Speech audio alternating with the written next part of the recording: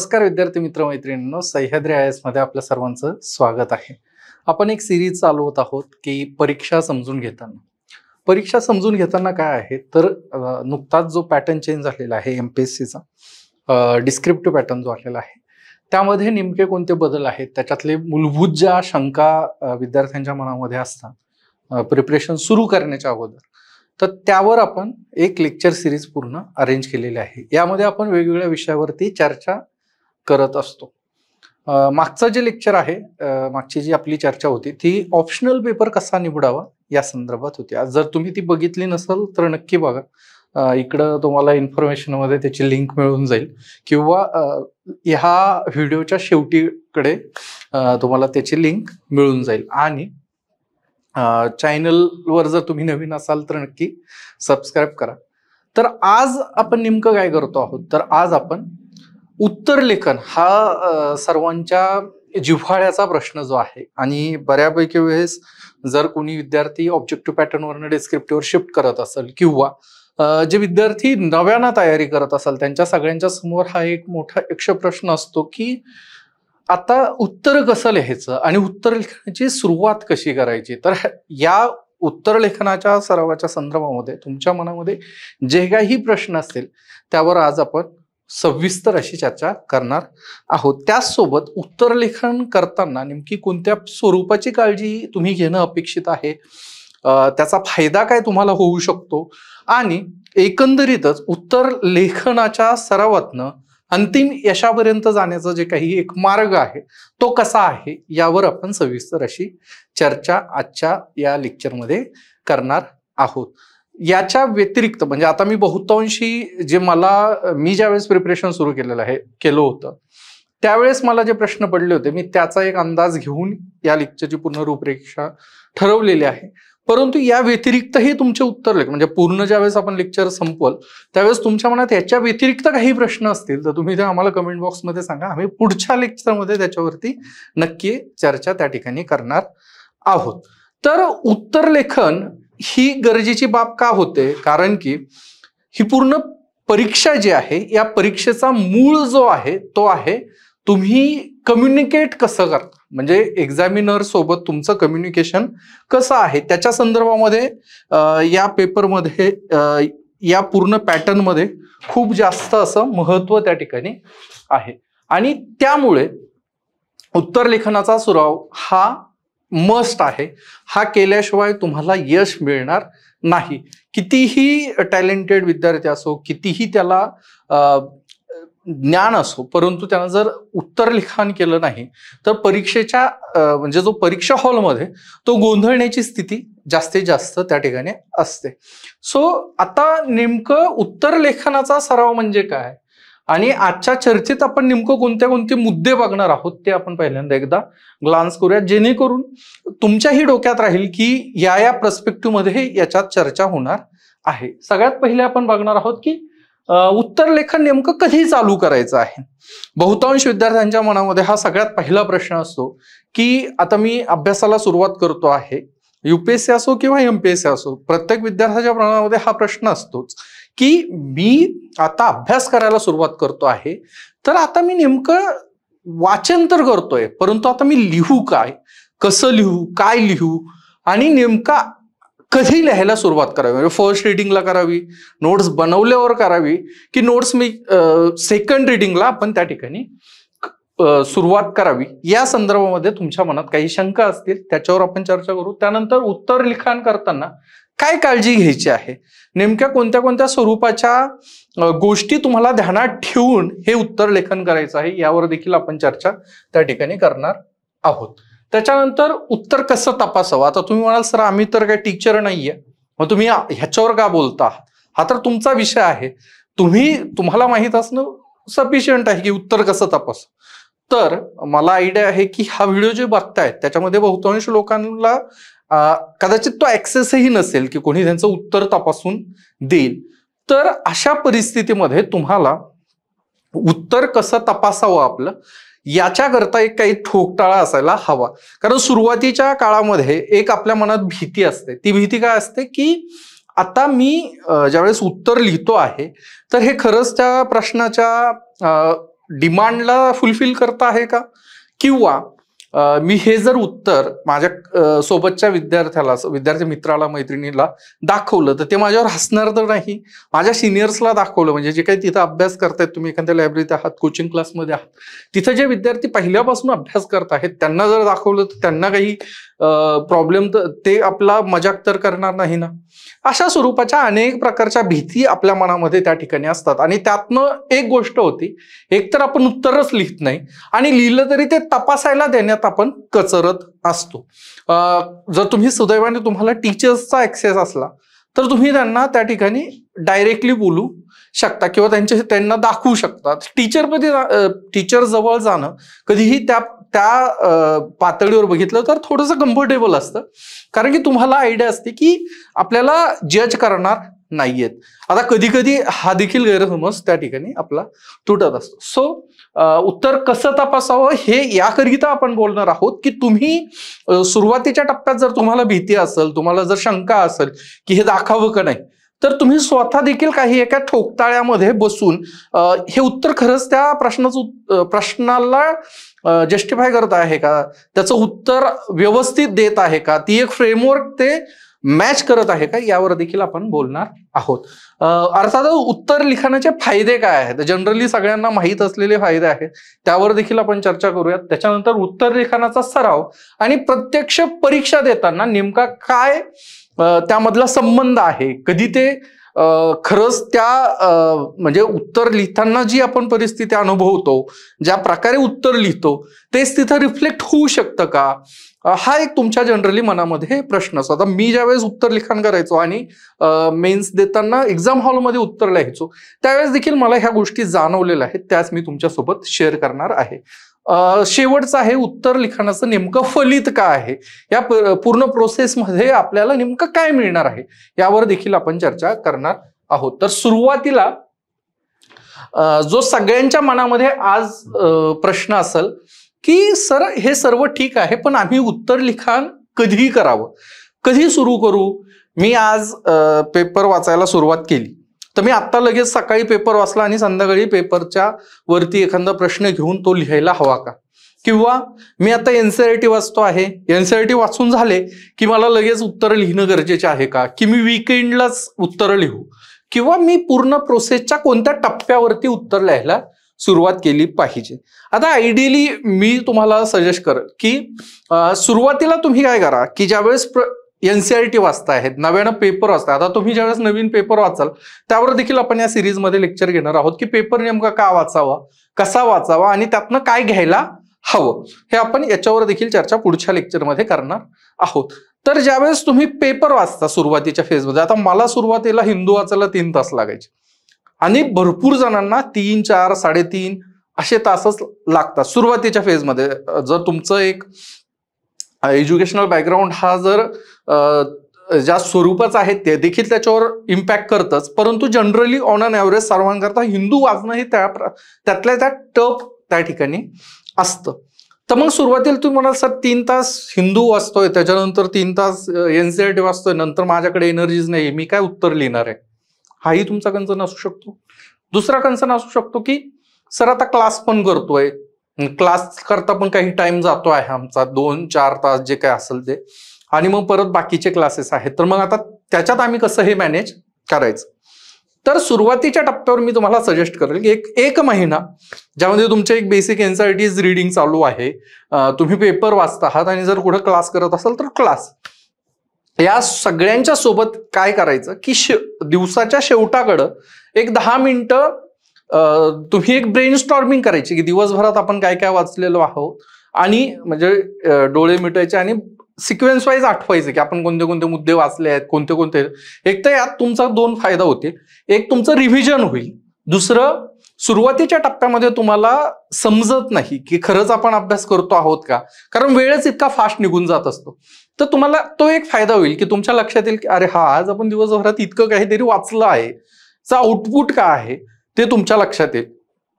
आणि त्याच्यानंतर हे मनन झाल्याच्या नंतर तुम्ही एखादा टॉपिक जो तुम्हाला आवडलेला आहे, लक्षात राहिलेला आहे, किंवा तुम्हाला चर्चेमध्ये असं लक्षात आलं की हा महत्वाचा आहे, किंवा एनसीईआरटी मधला हा सेगमेंट खूप महत्वाचा आहे, याच्यावर पूर्वीही प्रश्न आलेल्या आहेत.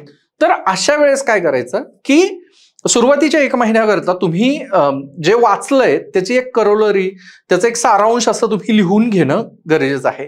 म्हणजे याच्यातनं काय होईल की तुम्ही जे वाचता आहात ते तुम्ही रिप्रोड्यूस किती करता आहात याची एक तुम्हाला आयडिया येईल. की समजा तुम्ही 1-1.5-2 पानं वाचलेले आहेत आणि त्याचा सारांश समजा तुम्हाला लिहायचा असेल तर 150-200 शब्दामध्ये तुम्हाला त्याचा सारांश लिहिता येतो का. याचा एक फायदा काय होईल की तुम्हाला वाचलेलं किती रिप्रोड्यूस होत आहे, त्याच्यावर आपल्याला आणखीन किती काम करायची गरज आहे, आणखीन काही रिव्हिजन करायला हव्यात का, ह्या सगळ्या गोष्टी तुम्हाला त्या ठिकाणी लक्षात येतील. हा झाला पहिला टप्पा. त्याच्यानंतर पुढचा 1 महिना निरंतर ही पद्धत तुम्ही जर अवलंबली तर त्याच्यानंतर तुम्ही महिन्याच्या शेवटाकडे असं बघू शकतात की हे सेगमेंट माझे वाचून झालेले आहेत आणि या सेगमेंटवरती आजपर्यंत नेमके कोणत्या प्रकारचे प्रश्न आलेले आहेत UPSCला ते तुमच्या लक्षात येतील आणि त्यातले 1-2 प्रश्न तुम्ही महिन्याच्या शेवटाकडे लिहून बघा. मग लिहून बघितल्याच्या नंतर तुमच्या लक्षात येईल की आपल्याला हे जमतं आहे. हे जमतं आहे म्हटल्यावर मग तुम्हाला पुढच्या महिन्यापासून तुम्ही दररोज जे काही वाचता आहात त्याच्यावरती एखादा प्रश्न स्वतः तयार करणं, एनसीईआरटी मध्ये शेवटी शॉर्ट नोट्स वगैरे दिलेल्या असतात प्रत्येक टॉपिकमध्ये त्या लिहिणं किंवा ज्या UPSCचे पेपर आहेत त्याच्यामध्ये या संबंधामध्ये काही आलेलं आहे का ते बघणं, ह्या सगळ्या गोष्टींचा विचार करून त्याचा सराव तुम्ही त्या ठिकाणी करू शकता. सो सांगण्याचा अर्थ असा आहे की पहिला 1 महिना तुम्ही सारांश कसा लिहा, थोडंसं स्क्रिप्ट मध्ये तुम्ही हे नोट्स लिहितात हे काढा, त्याच्यातनं एक थोडासा कॉन्फिडन्स डेव्हलप होईल. मग 1 महिन्याच्या नंतर डेली तुम्ही काहीतरी लिहा.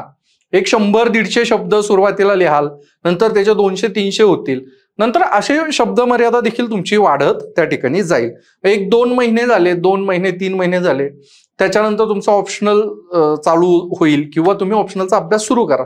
ऑप्शनलच्या संदर्भात देखील तेच करायचं. सुरुवातीच्या महिन्यामध्ये जे शिकवलं आहे किंवा जे वाचलं आहे त्याचं एक थोडंसं सिनॉप्सिस काढायचा प्रयत्न करा.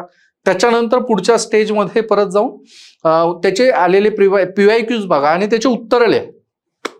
याचा फायदा असा होईल की ही प्रोसेस ग्रॅज्युअल असेल.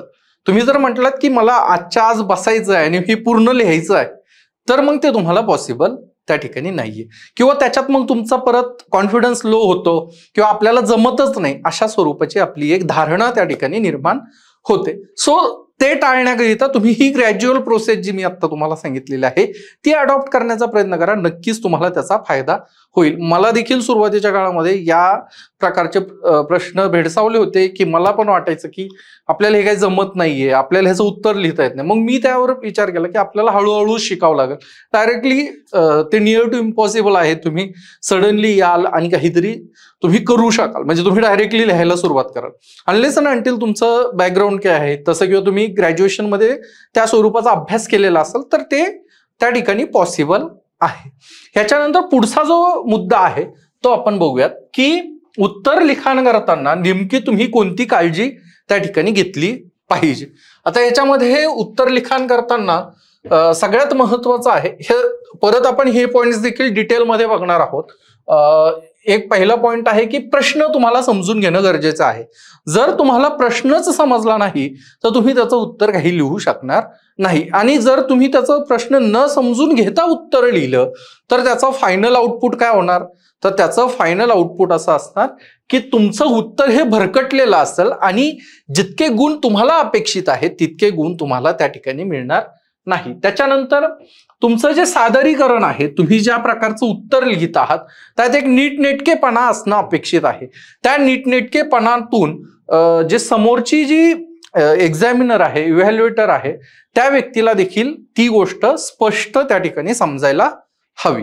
याच्या पुढचा जो मुद्दा आहे तो आहे भाषा आणि शैलीच्या संदर्भात.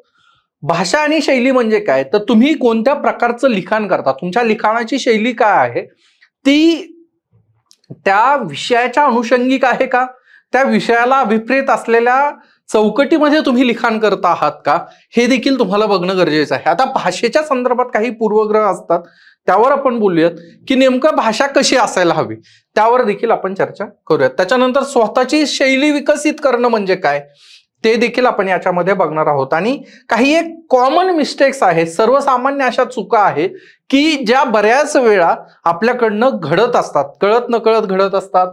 आपण त्याच्यावर प्रयत्न देखील करतो की ह्या चुका व्हायला नको आहेत, परंतु सबकॉन्शियसली त्या घडवून जातात. तर आपल्याला हे पहिले डोक्यात मध्ये असलं की आपल्याला ह्या चुका टाळायच्या आहेत, तर तुम्हाला त्या चुका टाळणं त्या ठिकाणी सोपं जाणार आहे. आता प्रश्न समजून घेणं म्हणजे नेमकं काय हे आपण सुरुवातीला बघूयात. हा मी तुम्हाला सांगेल या लेक्चर मधला सगळ्यात इम्पॉर्टंट पार्ट आहे. कारण की जर तुम्हाला प्रश्नच समजला नाही तर त्याचं उत्तर काय लिहिणार. आणि ज्याचं समजा तुम्ही न समजता एखाद्या प्रश्नाचं उत्तर लिहिलंही, म्हणजे तुम्हाला प्रश्न समजला नाही, तुम्हाला असं वाटलं की हा प्रश्न समजलेला आहे, पण तुम्ही उत्तर लिहिलं, तर तुम्हाला जे मार्क अपेक्षित आहेत, जे गुण अपेक्षित आहेत, ते गुण तुम्हाला मिळण्याची शक्यता अजिबात त्या ठिकाणी नाहीये. सो सगळ्यात पहिला मुद्दा काय आहे तर कीवर्ड्स ओळखणे. कीवर्ड्स ओळखणे म्हणजे काय की तुम्हाला एक्सप्लेन करायला सांगितलेलं आहे, इव्हॅल्युएट करायला सांगितलेलं आहे. आता ह्या की टर्म्स ज्या आहेत त्या आपण डिटेल आपण एकदा त्या देखील आपण एका लेक्चरमध्ये घेणार आहोत की ज्याच्यामध्ये तुमच्या पूर्ण की टर्म्स आपण एक्सप्लेन करून सांगणार आहेत, त्याचे प्रश्न घेणार आहेत आणि त्याचं उत्तर काय अपेक्षित होतं ते देखील आपण त्याच्यावरती सांगणार आहोत. काही ह्याच्यामध्ये तुम्हाला काही लिस्ट करायचं सांगितलेलं असतं, काही ह्याच्यात कॅरेक्टरिस्टिक सांगायचे असतात. तर ह्या वेगवेगळे जे कीवर्ड्स आहेत त्या कीवर्ड्सचा अर्थ समजून घेणे आणि त्या कीवर्ड्सला तुम्ही प्रश्न वाचताना जर असं स्पष्टीकरण द्या, हा जर असेल तर तो पहिले अंडरलाईन करा, विस्तृतपणे सांगा, हा असेल तर ते अंडरलाईन करा, त्याचे गुणवैशिष्ट्य सांगा, हे असेल तर तुम्ही ते अंडरलाईन करा, जेणेकरून तुम्ही ज्यावेळेस उत्तर लिहिता त्यावेळेस तुमच्याकडनं ते मिस व्हायला नको आहे. याच्यामध्ये सगळ्यात पहिलं आहे कीवर्ड्स ओळखणे, ज्याच्यामध्ये चर्चा करा, समीक्षण करा, स्पष्ट करा यासारखे जे दिशादर्शक शब्द आहेत. दिशादर्शक म्हणजे काय, हे डायरेक्शनल कीवर्ड्स आहेत जे तुम्हाला त्या ठिकाणी युपीएससीला किंवा एमपीएससीला नेमकं कोणत्या स्वरूपाचं उत्तर, कोणत्या स्वरूपाचा कंटेंट या उत्तरामध्ये हवा आहे ते तुम्हाला सांगत असतात.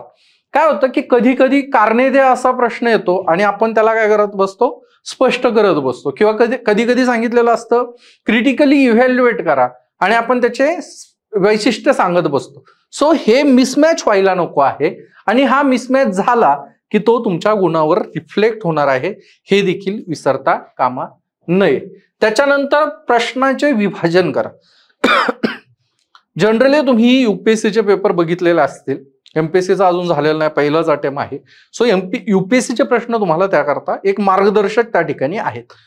युपीएससीचे प्रश्न वाचताना तुमच्या एक लक्षात येतं की हा दिसायला एक प्रश्न आहे किंवा त्याचा एक नंबर आहे, क्वेश्चन नंबर 2 म्हणून हा एक प्रश्न आहे, परंतु त्या प्रश्नामध्ये कमीत कमी 3 ते 4 असे सब पॉइंट्स असतात. म्हणजे हा एक प्रश्न, हा सब क्वेश्चन्स असतात आणि ह्या सगळ्या सब क्वेश्चन्सवर जो व्यक्ती उत्तर फ्रेम करताना लिहितो त्याच उत्तराला गुण त्या ठिकाणी मिळत असतात. म्हणजे जर समजा आता ह्या प्रश्नाचं विभाजन केलं तर तुम्हाला एक लक्षात येतं की नेमकं काय विचारलेलं आहे आणि ते समजून देखील तुम्हाला घेता येतं. आणि मग ज्यावेळेस तुम्ही ते लिहिता, म्हणजे परीचे हा जो फॉर्मॅट आहे की तुम्ही काहीतरी इंट्रोडक्शन करा, त्याच्यानंतर काही मेन असेल, मेन गाभा त्या ठिकाणी असणार आहे, मेन कंटेंट असणार आणि निष्कर्ष असणार आहे.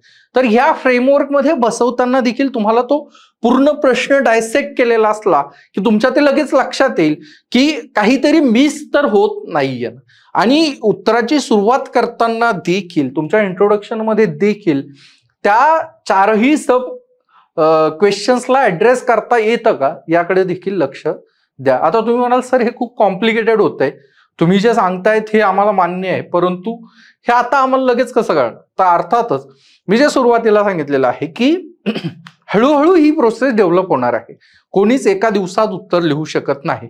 त्यामुळं डिस्क्रिप्टिव्ह पॅटर्न मध्ये हेच महत्वाचं आहे की तुम्हाला पहिले मुख्य परीक्षेचा पूर्ण अभ्यास करून घ्यावा लागतो, जेणेकरून तुमचा अभ्यास होईल, त्याच्यानंतर तुम्ही ते लिखाण कराल आणि ते लिखाण केल्याच्या नंतर तुमचं काहीतरी आउटपुट त्या ठिकाणी मिळणार. कारण की कोणी जर म्हटलं की मी प्रिलिम झाली की लगेच मी आन्सर रायटिंग करायला सुरुवात करल, तर ट्रस्ट मी इतका टाइम तुम्हाला मिळत नाही. तुमचं प्रिलिम झाल्याच्या नंतर तुमच्या काहीतरी नोट्स तयार असाव्यात, त्या तुम्हाला रिव्हाइज करायच्या असणार आणि त्याच्यानंतर त्याच्यावरती टेस्ट सिरीज लिहायची असणार आणि ते इव्हॅल्युएट करणे, त्याच्यात इम्प्रूव्हमेंट करणे, परत टेस्ट सिरीज लिहिणे, एवढाच तुम्हाला टाइम त्या ठिकाणी पूर्व परीक्षेच्या निकालापासून मुख्य परीक्षा देण्यापर्यंत मिळत असतो. सो हे तुम्ही डोक्यात ठेवा की तुम्हाला हे सुरुवातीलाच करायचं आहे. त्याच्यानंतर पाठ्यक्रमाशी जोड द्यायची आहे. म्हणजे काय, तर काय होतं की कधी कधी विद्यार्थी कन्फ्यूज होतात की कधी कधी आपल्याला असं वाटतं की हा GS2 चा प्रश्न आहे तो GS1 मध्ये विचारला जातो, कधी कधी असं वाटतं की हा GS3 चा प्रश्न आहे तो GS2 मध्ये विचारलेला असतो. तर अशा वेळेस काय होतं की विशेषतः विद्यार्थ्यांनी जर ते लक्षात घेतलं नाही की आपण नेमकं कोणत्या प्रश्न पेपर देतोय, कोणत्या विषयाचा पेपर देतोय. समजा तुम्ही GS3 चा उत्तर लिहिता आहात आणि त्याच्यामध्ये जर फिस्कल पॉलिसीच्या संदर्भामध्ये आलं आहे प्रश्न आणि तुम्ही GS3 चं उत्तर लिहित आहात तर तुम्हाला तो इकॉनॉमिक पर्स्पेक्टिव्हनच लिहायचा आहे. म्हणजे तुम्हाला ज्यावेळेस आणि ज्यावेळेस तुम्ही फिस्कल पॉलिसीचा प्रश्न हा ह्याच्या संदर्भात GS2 संदर्भात लिहित असाल तर तुम्हाला तो पॉलिटिकल सायन्सच्याच पर्स्पेक्टिव्हनं लिहायचा, म्हणजे पॉलिटिक्सच्याच पर्स्पेक्टिव्हनं त्या ठिकाणी लिहायचा आहे, कॉन्स्टिट्युशनल फ्रेमवर्कच्या पर्स्पेक्टिव्हनं तुम्हाला तो लिहायचा आहे. म्हणजे उत्तर कसं होईल एकाच प्रश्नाचं, तो प्रश्न नेमकं कोणत्या विषयामध्ये, म्हणजे जसं एखादा प्रश्न GS2 मध्ये विचारला त्याचं उत्तर वेगळं असेल, GS3 मध्ये विचारला त्याचं उत्तर त्या ठिकाणी वेगळं असेल, कारण की तुम्हाला त्या विषयाला त्या ठिकाणी न्याय द्यायचा आहे. त्याच्यानंतर आणखीन एक काय कधी कधी काय होतं की इंटरनल सिक्युरिटीचा प्रश्न हा तुम्हाला वाटतो की भूगोलाच्या पेपरमध्ये आलाय आणि भूगोलाचा प्रश्न तुम्हाला कधी कधी वाटतो की तो इंटरनल सिक्युरिटीला म्हणजे GS3 मध्ये आलाय, GS1 GS3 असंही मिक्स त्या ठिकाणी होतं. मग त्यावेळेस तुम्ही लिहिताना लक्षात घ्यायचं की हे भूगोलाच्या पर्स्पेक्टिव्हनं लिहायचं आहे, हे अंतर्गत सुरक्षेच्याच पर्स्पेक्टिव्हनं त्या ठिकाणी लिहायचं आहे. ह्याच्यानंतर पुढचं, आता एकदा तुम्ही प्रश्न समजून घेतला की तुम्हाला लक्षात येतं की आता ह्याचं कंटेंट काय द्यायचं आहे, ह्याच्यात तुम्हाला नेमकं काय उत्तर UPSCला अपेक्षित आहे आणि आपण ते लिहितो आहोत की नाही हे आपल्या लक्षात त्या ठिकाणी येतं. आता मॉडेल आन्सर कसं असायला हवं, म्हणजे तुम्ही म्हणाल की सर आम्हाला एक ठोकताळा सांगा की ह्या ठोकताळ्यामध्ये आम्ही उत्तर लिहितो आणि आम्हाला मार्क्स मिळायला हवे. तर त्यामध्ये एक गोष्ट लक्षात घ्या की वेगवेगळ्या प्रकारे उत्तर लिहून वेगवेगळे लोक या पूर्ण प्रोसेसमध्ये सक्सेसफुल झालेले आहेत. आणि कधी कधी आपल्याला असं लक्षात येतं की आदल्या वर्षीचा टॉपर सांगतोय की मी पूर्ण बुलेट पॉइंट्स मध्ये लिहिलं, मी टॉप मारला, आणि त्याच्या पुढचा वर्ष नाही मी तर पूर्ण पॅरेग्राफ मध्ये लिहिलं तरी मी टॉप मारलेला आहे. सो कन्फ्युजन काय आहे, कारण की एक फिक्स फॉर्मॅटमध्येच लिहा असं नाहीये, तुम्ही त्या प्रश्नाची जी डिमांड आहे त्यामध्ये तुम्हाला कसं त्याला बसवता येईल ते तुम्हाला लक्षात घेणं गरजेचं आहे. की समजा स्पष्टीकरण द्या असा जर प्रश्न असेल किंवा स्पष्ट करा असा प्रश्न असेल तर तुम्ही ते छोट्या छोट्या परिच्छेदाच्याच पॅरेग्राफच्याच फॉर्मॅटमध्ये उत्तर लिहिणं अपेक्षित आहे. वैशिष्ट्य सांगा जर असेल तर ते तुम्ही बुलेट फॉर्म मध्येच त्याचे वैशिष्ट्य त्या ठिकाणी देऊ शकतात. कारणे द्या असेल ते देखील तुम्ही तसं लिहू शकता. सो हेच आहे की तुम्हाला नेमकं प्रश्नातला कीवर्ड काय आहे, त्याला कशा स्वरूपाचं उत्तर अपेक्षित आहे आणि एकंदरीत रोग कोणत्या प्रकारचा आहे त्यावरनं तुमचं हे उत्तराचं फ्रेमवर्क त्या ठिकाणी ठरत असतं. परंतु याही व्यतिरिक्त तुमच्या पूर्ण उत्तरांमध्ये काहीतरी एक ठोकताळे असणं अपेक्षित आहे की या कंटेंट तुमच्या उत्तरात येणंच अपेक्षित आहे किंवा या स्ट्रक्चरमध्ये तुमचं उत्तर अपेक्षित आहे.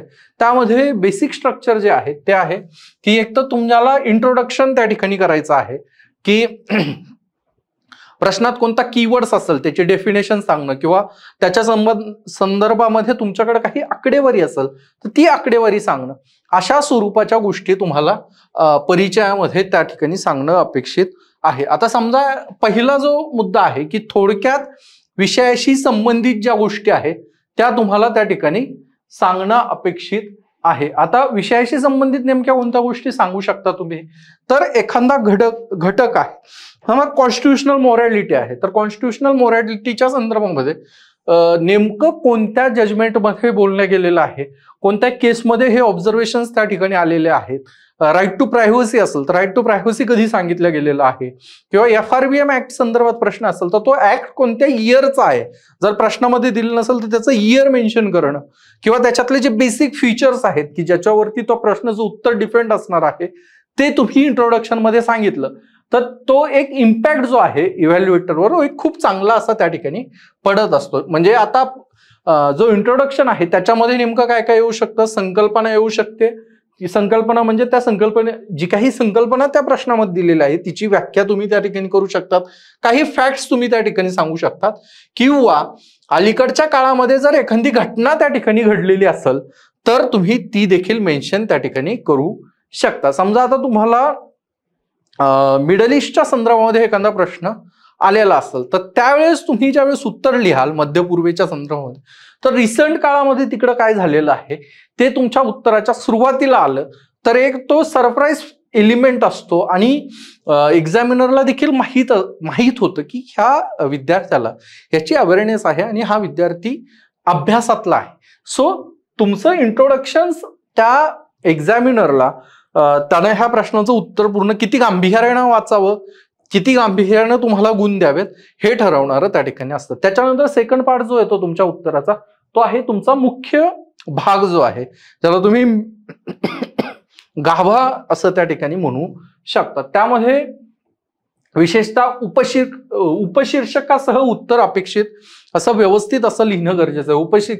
शीर्षक म्हणजे काय इंग्लिशमध्ये सांगायचं झालं तर सब हेडिंग. काही मराठी शब्द तुम्हाला इंग्लिशपेक्षा अवघड त्या ठिकाणी बोलायला जाऊ शकतात. सो ज्या सब हेडिंग्स आहेत त्या सब हेडिंग्स टाकणं, जेणेकरून आपण जे सुरुवातीला बोललो की प्रश्नामध्ये 4 प्रश्न असतात, एक प्रश्न असतो पण त्याच्यात 4 उपप्रश्न असतात. सो सब हेडिंगचा काय फायदा होतो की एक्झामिनरला लक्षात येतं की ह्या विद्यार्थ्याला प्रश्न समजलेला आहे आणि ह्यानं प्रत्येक गोष्टीला ऍड्रेस त्या ठिकाणी केलेलं आहे. त्याच्यानंतर पुढचा आहे एक तुमचा मल्टी डिसिप्लिनरी असा एक पर्स्पेक्टिव्ह त्याच्यावरती यायला हवा, बहुआयामी असा दृष्टिकोन त्या ठिकाणी यायला हवा, ज्यामध्ये प्रश्नाच्या वेगवेगळ्या अँगल्सना तुम्हाला त्या प्रश्नाचे उत्तर लिहिणं अपेक्षित आहे. त्या अँगल्सचा त्या उत्तराला आणखीन अर्थगर्भ बनवण्यासाठी फायदा तुम्हाला होऊ शकतो. सामाजिक अँगल असू शकतो, आर्थिक असू शकतो, राजकीय, पर्यावरणीय आणि नैतिक पैलू जे आहेत त्यांचाही समावेश होऊ शकतो. इथं तुम्ही कन्फ्यूज होऊ नका. तुम्हाला असं वाटेल की सर कोणत्याही प्रश्नाचा जर कोणत्याही पेपरचा जर प्रश्न असेल तर जर हेच सगळं लावायचं असेल तर मग कोणत्याही जीएस मध्ये काहीच डिस्टिंक्शन राहणार नाही. जर तुम्ही सगळ्याच प्रश्नामध्ये ते आणता आहात तर नेमकं काय डिस्टिंक्शन तुम्ही त्या ठिकाणी ठेवू शकतात. अर्थात तसं नाहीये, त्या प्रश्नाची डिमांड खूप महत्वाची आहे. मी आज इथं जे काही तुम्हाला सांगतो आहे याही पेक्षा महत्वाचं आहे की तुम्हाला तो प्रश्न तुमच्या उत्तरामध्ये काय अपेक्षित आहे, त्या प्रश्नाच्या उत्तरामध्ये तुम्ही त्या प्रश्नाची जी डिमांड आहे ती फुलफिल करत आहात का, हे खूप महत्वाचं आहे. आणि त्याच्यानंतर बाकीच्या ह्या सगळ्या गोष्टी त्या ठिकाणी येणार आहेत. त्याच्यानंतर तुम्ही एखादा आर्ग्युमेंट करता तर तुम्ही आता काही वेळेस बघता की जे न्यूज अँकर्स वगैरे असतात, विशेषतः ज्या डिबेट चालतात, तर त्याच्यामध्ये असंबंधाशी कधी कधी तुम्हाला चर्चा जाणवते आणि मग तुम्हाला असं काय ते रटाळवाणं वाटतं किंवा तुम्हाला वाटतं की हा व्यक्ती जे काही बोलतो आहे त्या गोष्टीला काही तथ्यात्मक आधार नाहीये, काही त्याला फॅक्ट्स नाहीये, काही फिगर्स नाहीये की ज्याच्यातनं आम्हाला लक्षात येईल की हा बोलतोय हे खरं आहे की खोटं आहे. सो तुम्ही ज्यावेळेस उत्तर लिहिता, जर तुम्ही मोघम उत्तर लिहायला लागले, मुक्त लिखाण तुम्ही त्या ठिकाणी करायला लागले तर एक्झामिनरला असं वाटू शकतं की हे फक्त चर्चा केलेली आहे, याच्यात काय फायनल आउटपुट नाहीये, ह्या माणसाने ह्याला आर्ग्युमेंटला काही आधार दिलेला नाही. तर तुम्ही आधार कसा देऊ शकता, काही उदाहरणं लिहा, डेटा लिहा किंवा काही केस स्टडीजचा तुम्ही तुमच्या उत्तरामध्ये समावेश करा, जेणेकरून तुमच्या आर्ग्युमेंटला काहीतरी वजन त्या ठिकाणी मिळणार आहे. त्याच्यानंतर समीक्षण करा किंवा चर्चा करा असे ज्यावेळेस प्रश्न येतील, असे जर कीवर्ड असतील तर तुमच्या उत्तरामध्ये एक संतुलित अशा विचाराची मांडणी अपेक्षित आहे, ज्यामध्ये तुम्ही उत्तर लिहिताना एक बॅलन्स व्ह्यू देत आहात की नाही हे एक्झामिनरला प्रामुख्यानं बघणं अपेक्षित असतं. विशेषतः युपीएससीचे पेपर लिहिताना किंवा एमपीएससीचे पेपर लिहिताना तुम्ही एक प्रशासक कसा विचार करू शकतो, एका प्रशासकानं कोणत्या न्यूट्रल भूमिकेतनं या सगळ्या गोष्टीला बघावं हे तुम्ही एकदा लक्षात घेणं गरजेचं आहे. किंवा त्याची त्या प्रकारचं म्हणजे तुम्ही एक्झाम हॉलमध्ये ज्यावेळेस काही प्रश्नाची उत्तर लिहित आहात तर तुम्हाला हे समजणं गरजेचं आहे की तुम्ही कोणत्या पदाकरता उत्तर लिहित आहात, कोणत्या पदाकरता ही परीक्षा देत आहात. ज्या पदाकरता तुम्ही ही परीक्षा देत आहात त्या पदावर बसलेला व्यक्ती हा तटस्थ असणं आवश्यक आहे. त्यांना कोणत्याही राजकीय किंवा सामाजिक विचारांच्या किंवा रूढींच्या पलीकडे जाऊन विचार करणं अपेक्षित आहे. एक नागरिक म्हणून समोरच्याला ट्रीट करणं गरजेचं आहे आणि त्या स्वरूपाचे विचार त्याच्या पर्सनॅलिटीमध्ये असावेत असा आयोगाची अपेक्षा आहे, सरकारची अपेक्षा आहे. आणि निवड करताना देखील हेच क्वालिटी तुमच्यामध्ये आहेत की नाही हे तपासण्याचं माध्यम म्हणजे तुमचं उत्तर आहे. कारण तुमचं जे इनिशियल स्टेजचं जे कम्युनिकेशन आहे आयोगासोबत होणार किंवा इनडायरेक्टली सरकारसोबत जे आहे तुम्ही सिलेक्ट करण्याकरिताचं ते तुमचं लिखाण आहे, तुमचं ते उत्तर आहे. सो तुमच्या त्या उत्तरामध्ये ते सगळं येणं गरजेचं त्या ठिकाणी आहे. सॉरी. त्यामुळे एक संतुलित उत्तर, बॅलन्स्ड विचार तुम्हाला त्या ठिकाणी मांडणं गरजेचं आहे. आणि आता हे तिसरा जो मुद्दा आहे तो निष्कर्षाच्या संदर्भामध्ये आहे की तुम्हाला फायनल कन्क्लुजन काय करायचं आहे.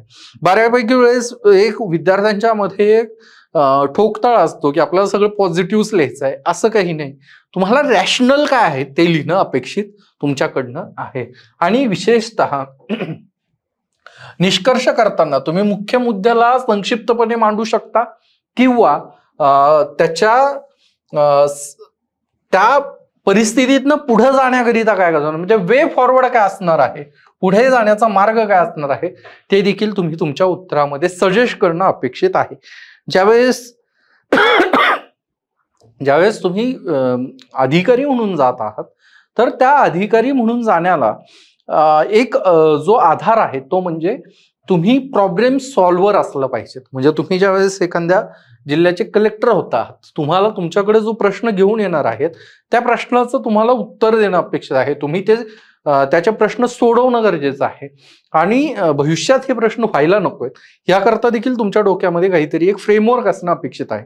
सो तुमचा जो काम आहे त्याच कामाला रिफ्लेक्ट करणारं तुमच्या उत्तराचं कन्क्लुजन असणं अपेक्षित आहे की ज्यामध्ये भविष्यात काय करता येईल, नेमकं कोणत्या स्वरूपाचं ह्याची पुढची स्टेप असू शकते हे तुमच्या उत्तराच्या निष्कर्षामध्ये त्या ठिकाणी अपेक्षित आहे.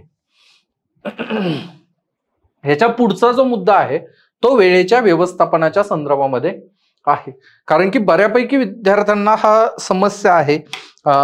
तुम्ही पेपर ज्यांनी लिहिलेला असेल त्यांना तर याची आयडिया आहे किंवा ज्यांनी उत्तर लिहायला सुरुवात केली आहे किंवा त्यांनी प्रयत्न केलेले आहेत त्यांना देखील आयडिया आलेला असेल की जे आयडियली सांगितलं जातं की 10 गुणासाठी म्हणजे 150 शब्दांसाठी तुम्हाला त्या ठिकाणी 7 ते 8 मिनिटं द्यायचे आहेत आणि 15 गुणासाठी जे 250 शब्द असतात तिथं तुम्हाला एक 10 ते 12 मिनिटं त्या ठिकाणी द्यायचे आहे. परंतु प्रश्न समजून घेणं, वाचणं, समजून घेणं, त्याच्यानंतर त्या पूर्ण फ्रेमवर्कमध्ये बसवणं आणि तितके शब्द लिहिणं हे ह्या ठराविक वेळेमध्ये खूप जिकरीचं असतं. त्यामुळे बहुतांश जणांचे पेपर राहून जातात आणि काहींचे म्हणजे प्रश्नाचे उत्तर त्यांना माहीत असतात परंतु त्यांचं वेळेचं व्यवस्थापन व्यवस्थित झालं नाही म्हणून त्यांचं उत्तर हे अर्धवट त्या ठिकाणी राहिलेलं असतं. तर अशी परिस्थिती तुम्हाला भेडसावू नये, तुम्हाला अशा प्रकारची समस्या येऊ नये याकरता महत्वाचं आहे की तुम्ही उत्तर लिखाणाचा सराव कसा करतात आणि तो सराव करताना तुम्ही वेळेचं बंधन स्वतःवर किती घालून घेता.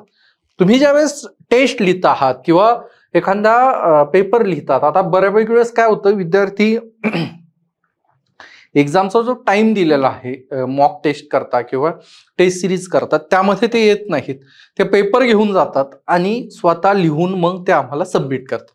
यावेळेस काय प्रॉब्लेम होतो, एक तर त्यांना त्या एक्झाम हॉलचं प्रेशर काय असतं ते अनुभवता येत नाही, दुसरं त्यांच्यावर वेळेचं बंधन नसतं. आता आपल्याकडे कसं असतं की बऱ्यापैकी वेळेस मी विद्यार्थ्यांचं हे अनुभवलेलं आहे की विद्यार्थ्यांचं काय असतं की आता सरांनी आपल्याला चांगलं म्हटलं पाहिजे त्याकरता मी काय करेल की थोडा वेळ लागला तरी चालेल पण खूप चांगलं उत्तर लिहील. आणि मग काय होतं की एक इल्युजन तयार होतं. आपल्याला असं वाटतं की आपण खूप चांगलं पेपर लिहिलं आहे, आपल्याला खूप चांगलं येतं आणि खूप चांगले मार्क्स पण येत आहेत, पण एक्झाम हॉलमध्ये ते होत नाही. एक्झाम हॉलमध्ये तुमच्या लक्षात येतं की यार 3-4 प्रश्न तर राहून जात आहेत. मग हे का होतं, तर ह्याचं मुख्य कारण असं आहे की तुम्ही वेळेचं बंधन त्या ठिकाणी सराव करताना पाळलेलं नाही. आणि हे बंधन जोपर्यंत तुम्ही पाळणार नाही तोपर्यंत तुम्हाला गडबड होणार, तुमचे प्रश्न व्यवस्थित सॉल्व्ह होणार नाही आणि तुम्ही त्याला जस्टिफाय करू शकणार नाहीये, तुम्ही त्याला न्याय देऊ शकणार नाही त्या प्रश्नांना. सो सुरुवातीला ज्यावेळेस तुम्ही तयारी कराल त्या सुरुवातीच्या तयारीमध्ये 10 गुणाचा जर प्रश्न असेल तुम्ही 6 ते 7 मिनिटं, 7-8 मी इथं लिहिलेलं आहे, पण तुम्ही ज्यावेळेस प्रॅक्टिस करता त्यावेळेस तुमच्या लक्षात येतं की 6 ते 7 मिनिटांमध्ये तुम्ही तो प्रश्न लिहू शकता. 15 गुणाचा जो आहे तो 10 ते 12 मिनिटांमध्ये तुम्ही लिहू शकता. आणि ह्याच्यातून तुम्ही टोटल जरी केलं 10-10 प्रश्न असतात तर तुम्ही एक टोटल केल्यावर तुमच्या लक्षात येतं की सफिशियंट टाइम त्या ठिकाणी या कॅल्क्युलेशन नुसार जातो. पण अर्थातच मानवी क्षमता आणि कॅल्क्युलेशन्स यामध्ये एक फरक आहे आणि तो फरक जो बीट करतो त्याला चांगले मार्क्स त्या ठिकाणी मुख्य परीक्षेमध्ये मिळतात. तुम्हाला माहिती आहे की मुख्य परीक्षेचं जे वेटेज आहे खूप जास्त आहे. सो तुम्हाला मॅक्झिमम स्कोर करणं आणि सॉरी इंटरव्ह्यूच्या बाबतीमध्ये असं आहे की तुम्हाला कधी कधी असं लक्षात येतं की इंटरव्ह्यूच्या संदर्भामध्ये एक अनिश्चितता त्या ठिकाणी असते. त्या दिवशी तुमचं कसं आहे त्यावरती सगळं डिपेंड असतं. वेरॅज मेन्स जी आहे जी रायटिंग मध्ये आहे ती खूप जास्त कालावधीमध्ये चालते आणि तुम्हाला कमबॅक करणं सोपं देखील त्या ठिकाणी आहे.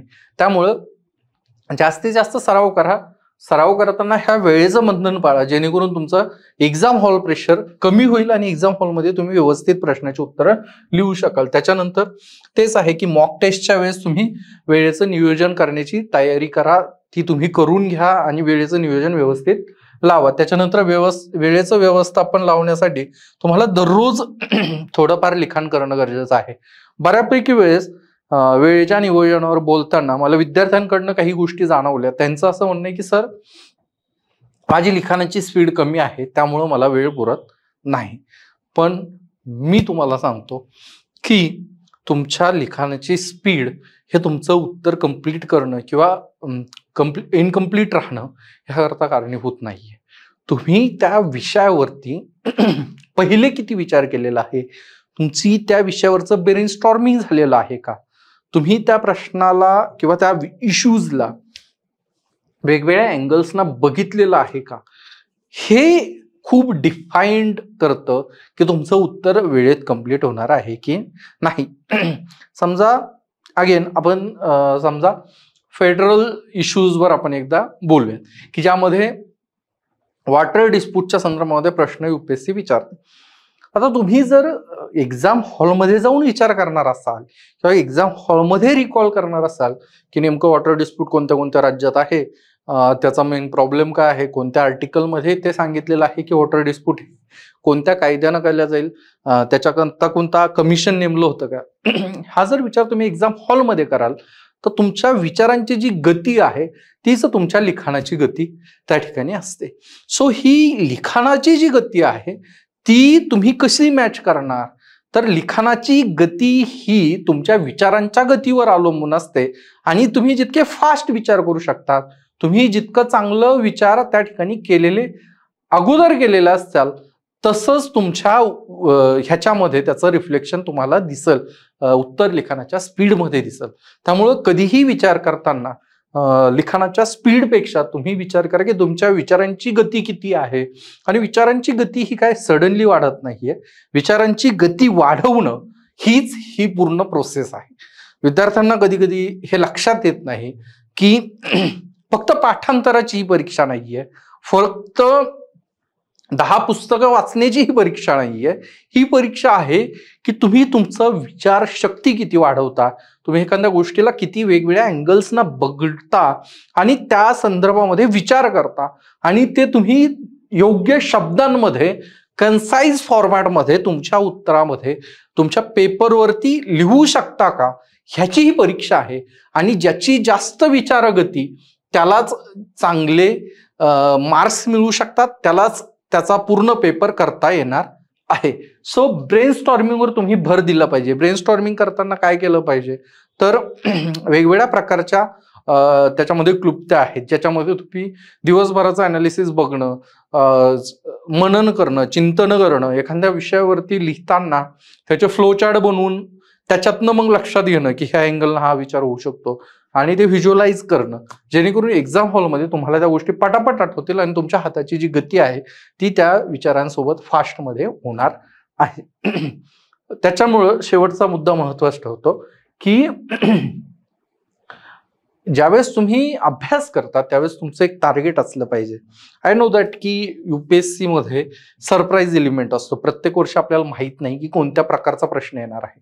सो त्यावेळेस आपल्याला काय होतं की प्रश्न डोक्यामध्ये राहत नाही की हा प्रश्न येऊ शकतो, तो प्रश्न येऊ शकतो.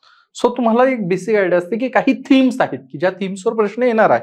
सो तुमची ती थीमचं ब्रेनस्टॉर्मिंग झालेलं पाहिजे, जेणेकरून तुम्ही एक्झाम हॉलमध्ये जर गेलात तर तुम्ही पेपरमध्ये कमीत कमी 10 ते 12 प्रश्न असे असले पाहिजेत की ज्यावर तुमचं ऑलरेडी ब्रेनस्टॉर्मिंग झालेलं असावं, जेणेकरून त्याच्यात तुम्हाला 1-1, 2-2 मिनिटं त्या उत्तरामध्ये वाचवता येईल आणि ते मग तुमचे जे ब्रेनस्टॉर्मिंग न झालेले 8 ते 10 प्रश्न असतील त्याच्यामध्ये तुम्ही त्याला वापरू शकता. सो हे आहे तुमचं वेळेचं नियोजन. ह्या वेळेच्या नियोजनाचं तुमच्या यशाला खूप मोठा बेनिफिट होणार आहे.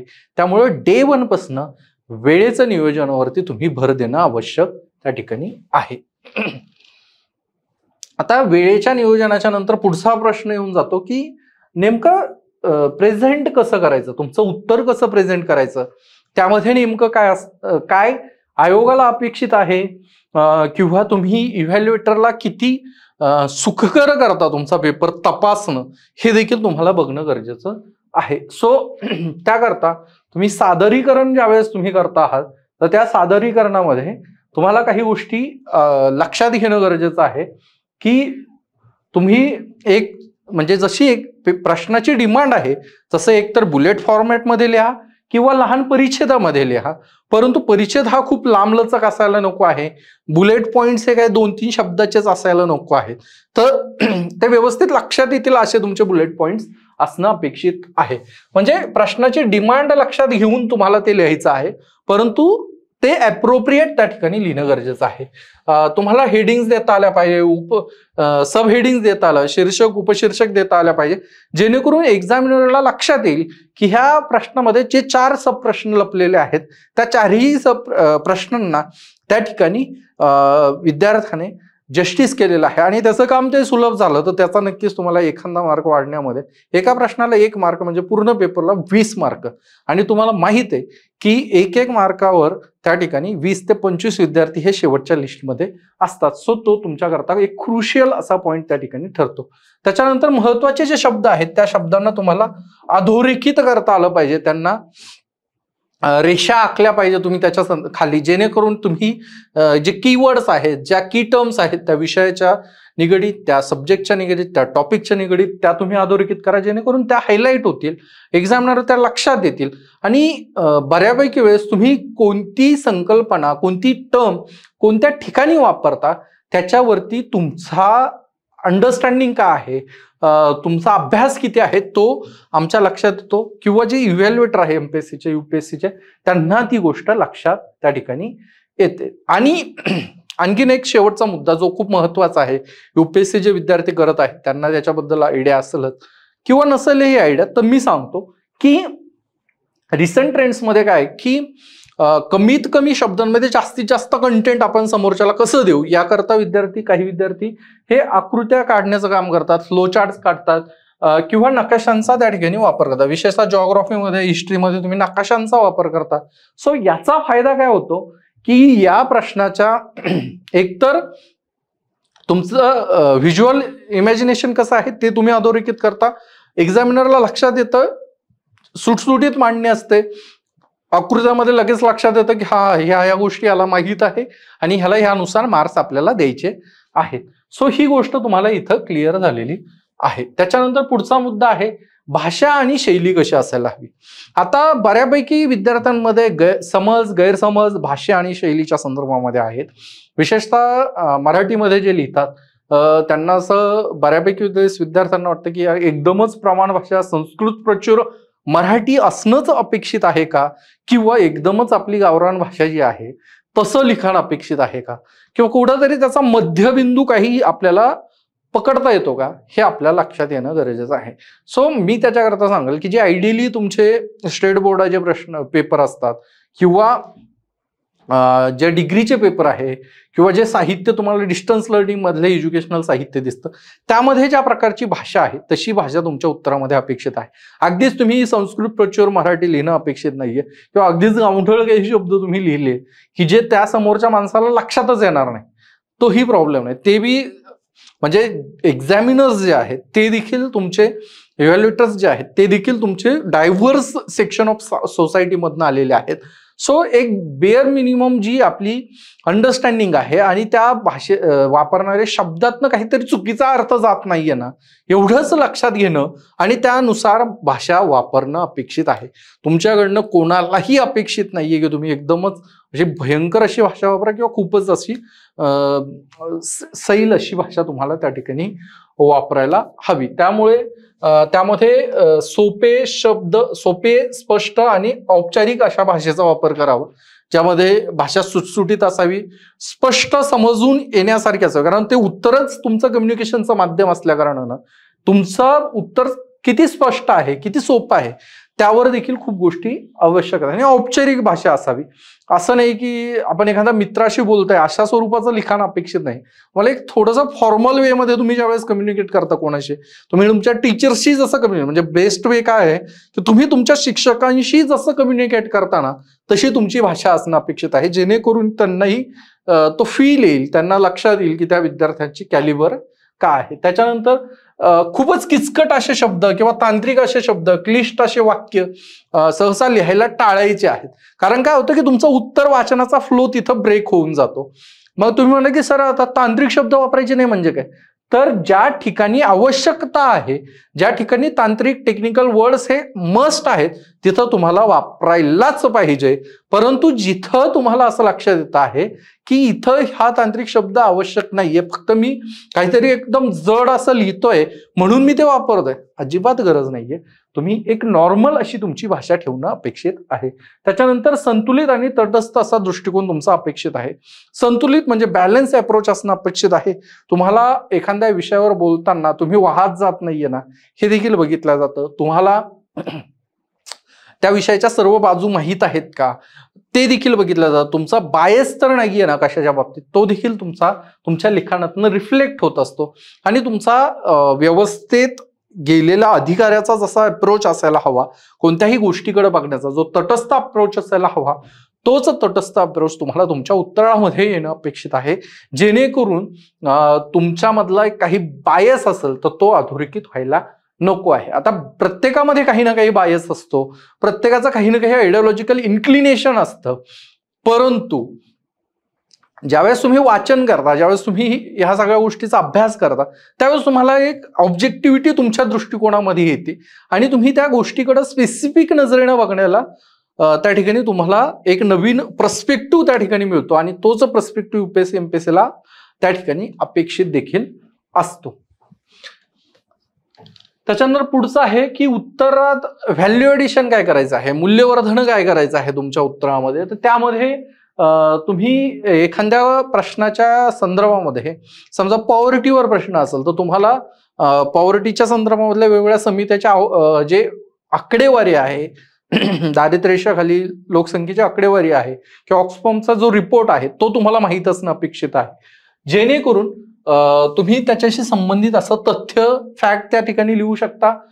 त्या संदर्भामध्ये शासकीय योजना कोणत्या आहे, समजा फूड इनसिक्युरिटीच्या संदर्भामध्ये, फूड सिक्युरिटीच्या संदर्भामध्ये काही प्रश्न, अन्न सुरक्षेच्या संदर्भात, तर तुम्हाला अन्न सुरक्षेच्या संदर्भामधलं विधेयक कोणतं होतं, अन्न सुरक्षा प्रस्थापित होण्याकरिता गव्हर्नमेंटच्या कोणत्या योजना आहे, अंत्योदय योजना काय आहे, ह्या सगळ्या गोष्टी तुम्हाला माहीत असणं आवश्यक आहे. आणि त्या तुम्ही तुमच्या उत्तरात लिहिलं तर ते एक त्या प्रकारचं व्हॅल्यू ॲडिशन त्या ठिकाणी ठरणार आहे.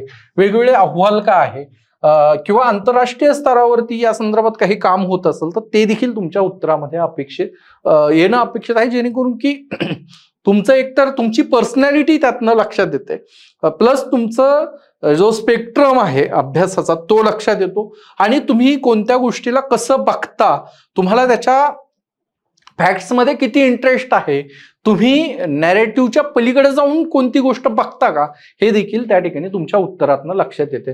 त्याच्यानंतर विचारवंतांचे सुभाषित तुम्हाला लिहिता आले पाहिजे. विशेषतः इथं मी फक्त GS4 लिहिलेला आहे.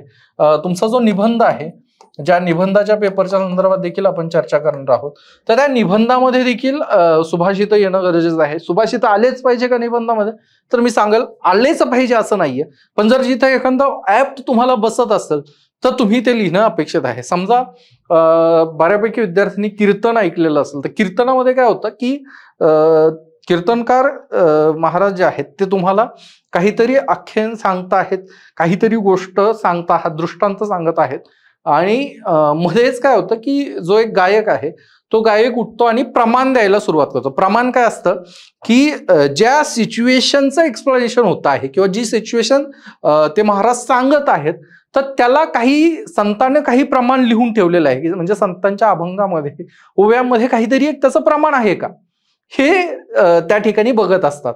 आणि मग तो ज्यावेळेस गायक आहे तो जर त्याचं जर प्रमाण ॲप्रोप्रिएट असेल तर ते म्हणजे एकदम सिंक्रोनाइज होतं आणि भारी वाटतं. परंतु जर यांचं सांगणं काहीतरी वेगळं चाललं आहे आणि तिकडनं प्रमाण काहीतरी वेगळं आलं तर पूर्ण गोंधळ होतो आणि ते एक वेगळ्या प्रकारचं असं तिथं हास्य होतं. तर तुमचं असं हास्य तुमच्या उत्तरामध्ये होणं गरजेचं नाही. त्यामुळं तुम्हाला रिलेव्हंट ज्या गोष्टी आहेत, रिलेव्हंट सुभाषितच तुम्ही तिथं वापरले पाहिजे. रिलेव्हंट असे विचारवंतांचे सुभाषितच तुमच्या उत्तरामध्ये त्या ठिकाणी यायला हवे. असंबंध गोष्टी आल्या तर एक तर तुमचं हसू होतं आणि तुमचे मार्क्स देखील त्या ठिकाणी कमी होत असतात. त्याच्यानंतर ARCचे जे अहवाल आहे, ऍडमिनिस्ट्रेटिव्ह रिफॉर्म्स कमिशनचे, ते अहवाल तुमचं यायला हवं. रिसेंट मधलं जे आर्थिक सर्वेक्षण आहे त्याच्यातल्या काही फॅक्ट्स असतील त्या तुमच्या उत्तरामध्ये येणं गरजेचं आहे. त्याच्यानंतर नीती आयोग आहे किंवा फायनान्स कमिशन आहे, यांचे जे रिपोर्ट्स येतात, ह्या रिपोर्ट्समध्ये काही डेटा पॉईंट्स येतात, त्या डेटा पॉईंटचा देखील तुमच्या उत्तरामध्ये संबंध येणं, संदर्भ येणं अपेक्षित आहे, जेणेकरून तुमचं अपडेटेड नॉलेज त्या ठिकाणी आमच्या लक्षात येणार आहे, इव्हॅल्युएटर्सच्या लक्षात त्या ठिकाणी येणार आहे. याच्यानंतर पुढचा जो मुद्दा आहे तर GS4च्या संदर्भामध्ये बऱ्याच विद्यार्थ्यांमध्ये एक क्युरिओसिटी म्हणू शकता किंवा एक भीती पण आहे की सर नीतिशास्त्र जे आहे याच्या संदर्भामध्ये जो आपला GS4 आहे, इथिक्स अँड इंटिग्रिटी, तर हा कसा लिहायचा, ह्याचे उत्तर लिहिणं मोस्ट कॉम्प्लेक्स आहे. आणि ट्रस्ट मी, जर तुम्हाला हे जड जात असेल GS4, तर तुम्हाला एसे लिहिणं देखील जड जाणार आहे. सो याच्यावरती उपाय काय असू शकतो, निबंधाचा तर आपण सेपरेट बोलूयाच, पण इथिक्सच्या संदर्भामध्ये काय आहे, तर इथिक्समध्ये केस स्टडीजच्या संदर्भामध्ये तुम्ही काही ठोकताळे आहेत त्याचा तुम्ही विचार करू शकता, जेणेकरून तुम्हाला त्या प्रश्नाचं उत्तर लिहिताना त्या गोष्टी अडणार त्या ठिकाणी नाहीये. सगळ्यात पहिलं केस स्टडीज मध्ये इथिकल डिलेमा काय आहे, नैतिक द्वंद्व काय आहे, ते तुम्हाला समजून घेणं गरजेचं आहे. एकदा तुम्हाला त्या केस स्टडीज मधला इथिकल डिलेमा लक्षात आला तर तो कसा सॉल्व्ह करायचा ह्याच्यावरतीच तुमचं उत्तर त्या ठिकाणी आधारित त्या ठिकाणी असणार आहे. आणि ह्या इथिकल डिलेमाला, नैतिक द्वंद्वाला तुम्ही क्रमवारपणे त्या ठिकाणी उपाय सुचवणं अपेक्षित असतं. म्हणजे जो फ्लो आहे तो फ्लोही मेंटेन असणं अपेक्षित आहे. केस स्टडी वाचताना देखील थोडीशी अडचण होते की तुम्हाला असं लक्षात येतं की इतकी मोठी केस स्टडीज वाचायची आहे, त्याच्यानंतर त्याच्यावर विचार करायचा आहे आणि मग तो लिहायचा आहे. सो ही खूप एनर्जी कन्झ्युमिंग प्रोसेस आहे. सो तुम्ही त्यामध्ये काय करू शकतात की एक साईडला इथिकल डिलेमाच कोणते ते अधोरेखित करणे, त्याचा एक फ्लो ठेवणे, जेणेकरून तुम्ही उत्तर लिहिताना त्या फ्लो मध्ये त्याचं उत्तर आलं की एक्झामिनरला लक्षात येईल की ही जी विचार करण्याची पद्धत आहे ती सिंक्रोनाइज आहे, ती व्यवस्थित आहे आणि तिच्यात एक सुसंगतपणा त्या ठिकाणी आहे. तुम्ही ऍज अ अधिकारी ज्यावेळेस तुम्ही तुमच्यासमोर कोणी व्यक्ती आलेला असेल तर त्याला तुम्ही उत्तर देताना तुमच्यात ती सुसंगतपणा असणं देखील आवश्यक आहे. त्याच्यानंतर व्यावहारिक आणि अंमलात येण्याजोगेच उपाय तुम्ही सुचवणं अपेक्षित आहे. बऱ्याच वेळेस काय होतं की आपण आयडियल असं उत्तर लिहितो, म्हणजे नुकतीच MPSCची परीक्षा झालेली आहे, त्याच्यामधले काही 1-2 प्रश्नावर खूप चर्चा झाली, सोशल मीडियामध्ये देखील चर्चा झाली, विद्यार्थ्यांमध्ये ही चर्चा झाली. तर ऍक्च्युली असे जे प्रश्न आहे, म्हणजे तो एक जो प्रश्न आलेला आहे की तुमचा मित्र जर तुम्हाला दारू पिण्याकरता आग्रह करत असेल तर त्या संदर्भातले जे तशा स्वरूपाचे जे प्रश्न आहे किंवा शिक्षणाचा प्रजननावरती ऍक्च्युली तिथं टर्म थोडंसं गडबड आहे तर त्याच्यावर काय परिणाम होतो, तर ऍक्च्युली एमपीएससीला किंवा युपीएससीलाही तुमच्याकडनं त्यातनं बेस्ट व्यावहारिक अँसर काय आहे, प्रॅक्टिकल सोल्युशन काय आहे आणि ती गोष्ट तुम्ही सत्यात आणू शकता का. म्हणजे तुम्ही ज्यावेळेस सोल्युशन देत आहात इतकंही आयडियलिस्टिक सोल्युशन देऊ नका की ते सत्यात उतरणं, ते करून घेणं, तसं तुम्ही वागणं हे अशक्यप्राय होईल. सो ते अंमलात येण्याजोगे आहे का याच्यावरती तुम्ही विचार करणं अपेक्षित आहे, त्या स्वरूपाचा उपाय तुम्हाला सुचवणं अपेक्षित आहे.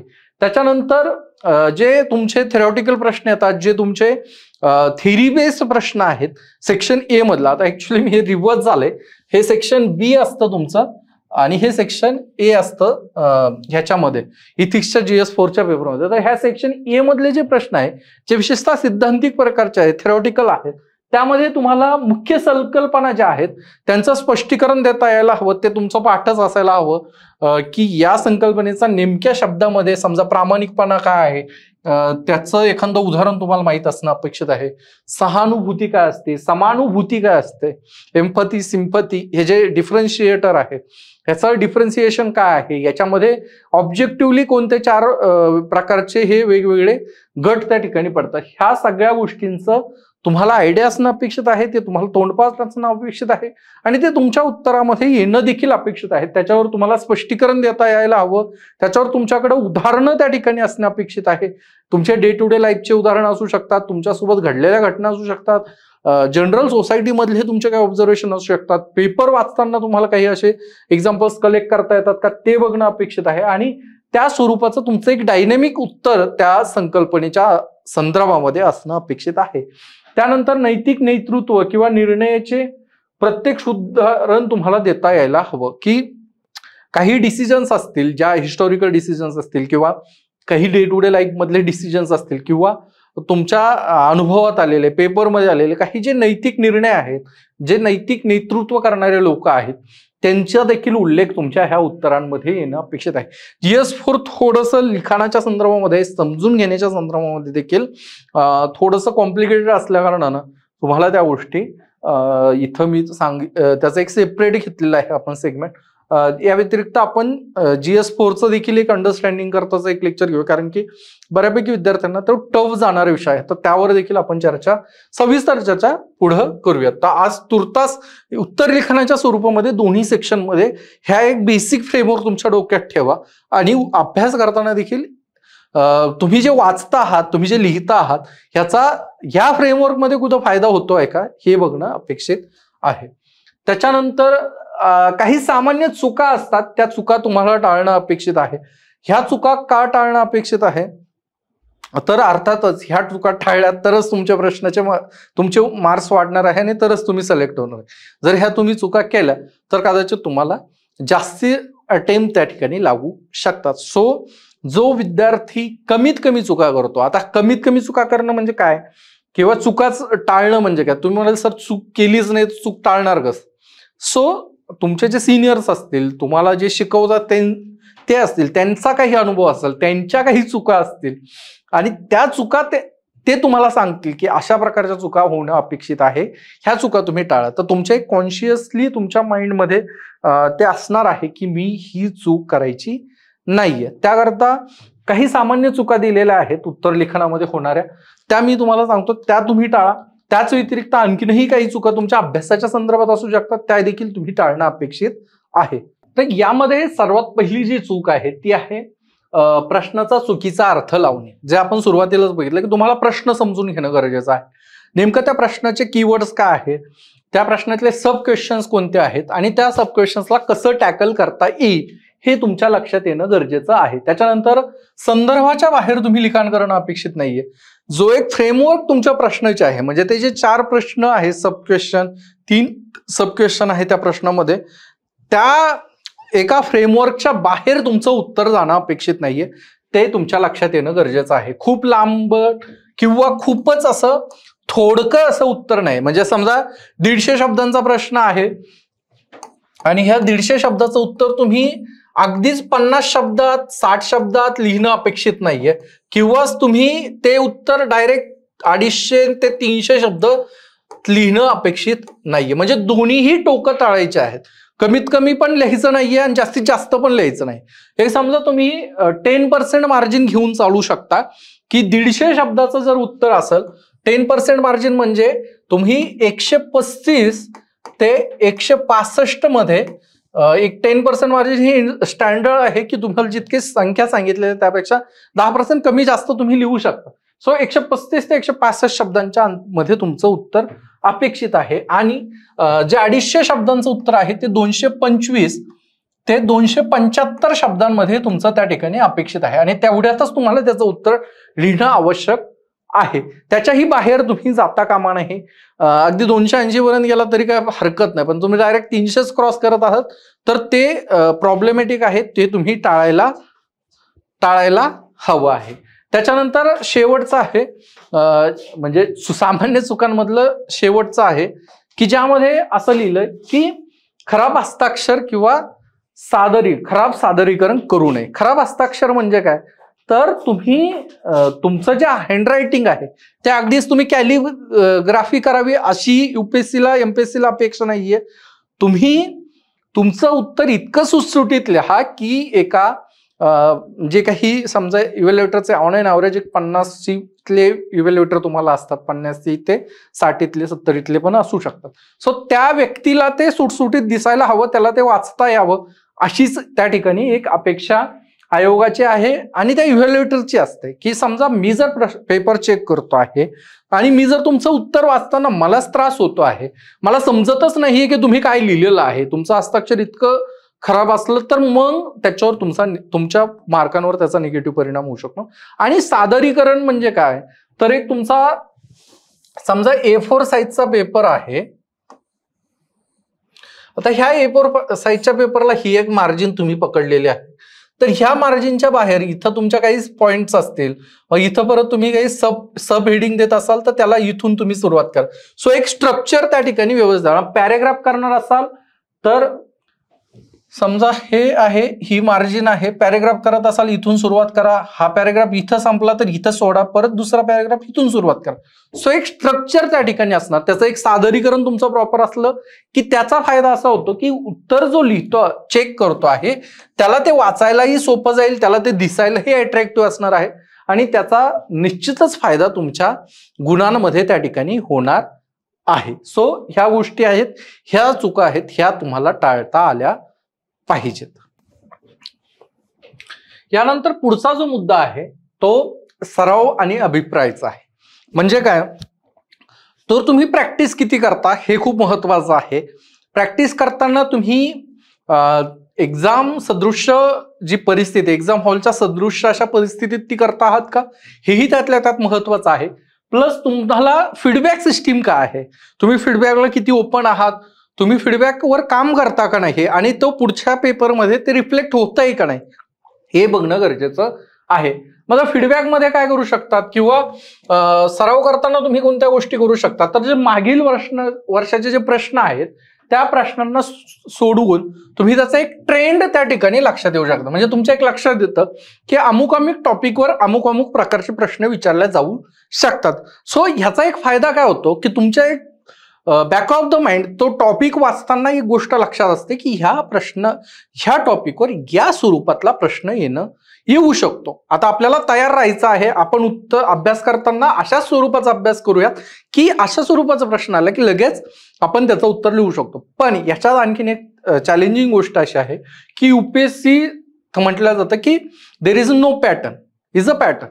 म्हणजे पॅटर्न काहीच नाहीये, काही तुम्ही लॉजिकलीच घेऊ शकत नाही की या प्रकारचाच प्रश्न ह्याच्यातनं येईल अशी अपेक्षा नाही. सो तुम्हाला उत्तर अभ्यास करताना पूर्ण अभ्यास करायचा आहे, पण जो ट्रेंड आहे त्या ट्रेंडनुसार जास्त भर तुम्ही त्या ठिकाणी देऊ शकतात. त्या अर्थातच तुमच्या स्वतःच्या तयारीवर आणि तुमच्याकडे असलेल्या वेळेच्या नियोजनावर ते अवलंबून असणार आहे. त्याच्यानंतर मॉक टेस्ट द्यायचं आहे, तसंच वेळेत उत्तर देणं खूप महत्वाचं आहे आणि हे वेळेत उत्तर लिहून त्याचा सराव करणं, जेणेकरून यातनं तुम्हाला तुमची एक स्पीड लक्षात येईल, तुमच्या विचारांची स्पीड लक्षात येईल. मग जर ती कमी असेल तर त्याच्यावर काय काम करता येईल ते बघणं, जास्त असेल तर नक्कीच आणि जर मॉडरेट असेल म्हणजे जी अपेक्षित आहे तितकीच दिसते आहे तर तुम्हाला ती आणखीन थोडीशी वाढावं लागेल, जेणेकरून की एक्झाम हॉलची जी परिस्थिती आहे ती टोटली डिफरंट असते. तिथं तुमच्यावर जे असलेलं प्रेशर आहे ते टोटली डिफरंट असतं, तर ती तुम्हाला हँडल करणं सोपं त्या ठिकाणी जाईल. सो त्या प्रकारचा तुम्ही विचार करणं गरजेचं आहे.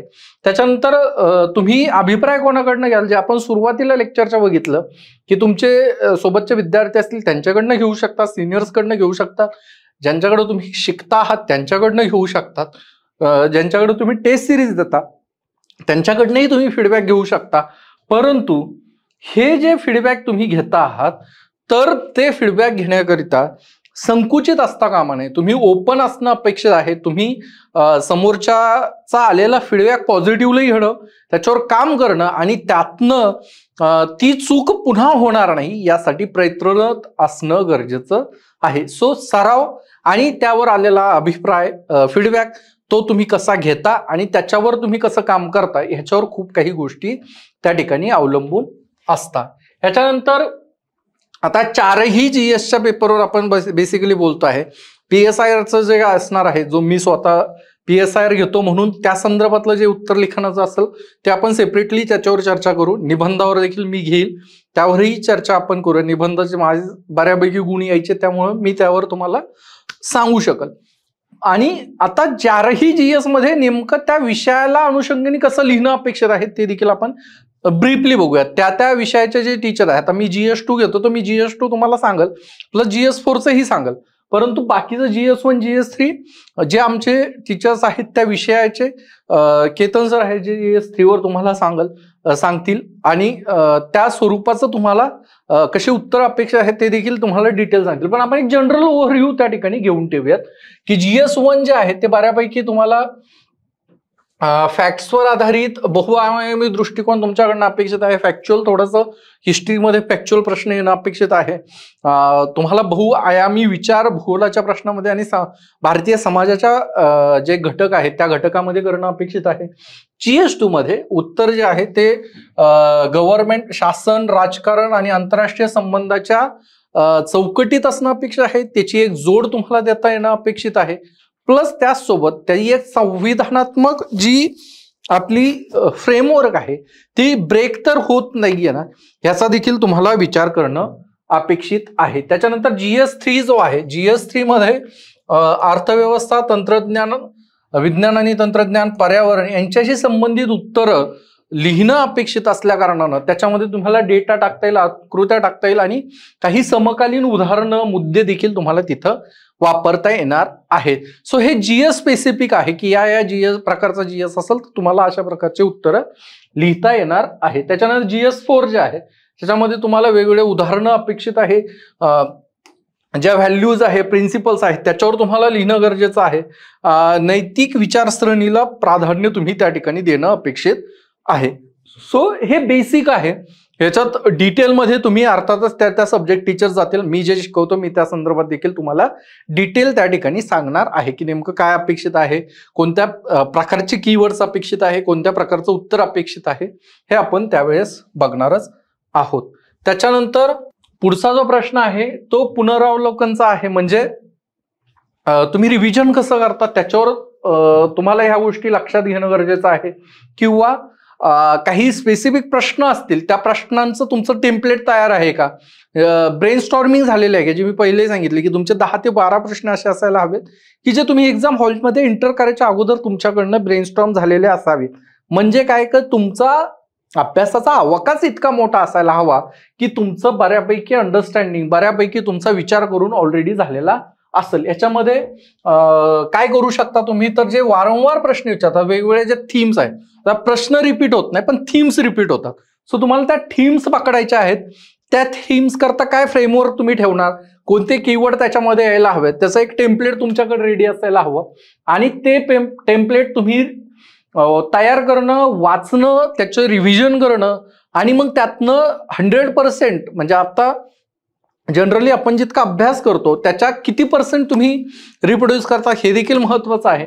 पण जर तुम्ही एकच गोष्ट 3-4 वेळेस वाचली तर तुम्ही बऱ्यापैकी 60-70% पर्यंत रिप्रोड्यूस एक्झाम हॉलमध्ये करू शकता. सो तुमच्याकडे हे फ्रेमवर्क टेम्पलेट्स रेडी असले की तुम्हाला उत्तर लिहायला सोपं आहे, ते तुम्हाला तिथं रिप्रोड्यूस करता येईल, तुम्हाला त्याची उत्तरं तिथं लगेच लक्षात येतील. त्याच्यानंतर तुम्हाला एक्झाम मध्ये काय असतं की तुमचा एक्झामचा पॅटर्न काय असतो ते सांगतो मी तुम्हाला. पहिल्या दिवशी तुमचा निबंध असतो, त्याच्यानंतर दुसऱ्या दिवशी GS1 आणि GS2 असतो. सकाळी 3 तास पेपर लिहायचा, दुपारी 3 तास पेपर लिहायचा, म्हणजे तुम्हाला रिव्हिजनला कमी टाइम मिळतो. लगातार 4 दिवस तुमचे पेपर होतात. 3 दिवस पहिल्या फेजमध्ये UPSCचा जो पॅटर्न आहे त्याच्यात मी सांगतोय. MPSCचा ज्यावेळेस मेन्सचं सिलेबस, मेन्सचा टाइम टेबल आहे त्यावेळेस आपल्याला लक्षात येईल. पण 6 तशीच अशी ही परिस्थिती असण्याची शक्यता आहे की पहिला स्लॉट काय असतो ज्याच्यामध्ये तुमचा निबंध 2-4ही GS होतात.